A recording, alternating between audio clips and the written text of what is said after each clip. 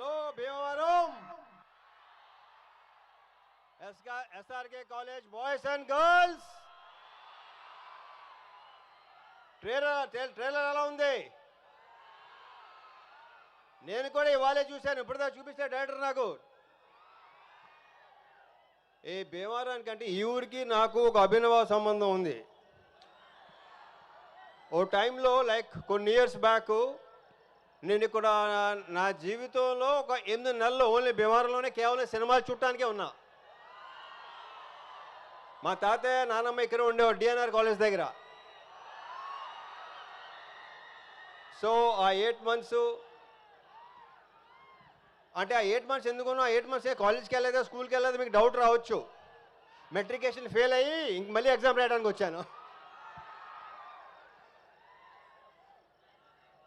So ఇక్కడ ఈ భీమవరానికి ఒక ఎక్సలెంట్ వైబ్ ఉంటుంది. అదేంటంటే ఎవరైనా మిమ్మల్ని అడిగారనుకో ఎవరైనా మీదే మాది భీమవరం అండి అని మామూలుగా చెప్పరు, ఇలా చెప్తారు. చాలా పొగరగా గర్వంగా చెప్పుకుంటారు.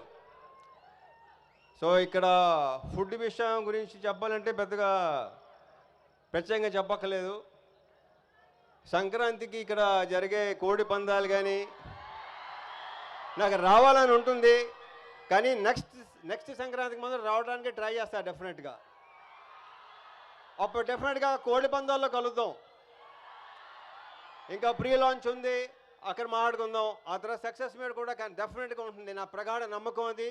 ఈ సినిమా మీకు బాగా నచ్చుతుంది. అందరి గురించి అప్పుడు మాట్లాడతాను. సో ఈ వైబ్ ఇలాగే కంటిన్యూ చేద్దాం. Okay sir, thank you Bhimavaram, thank you so much.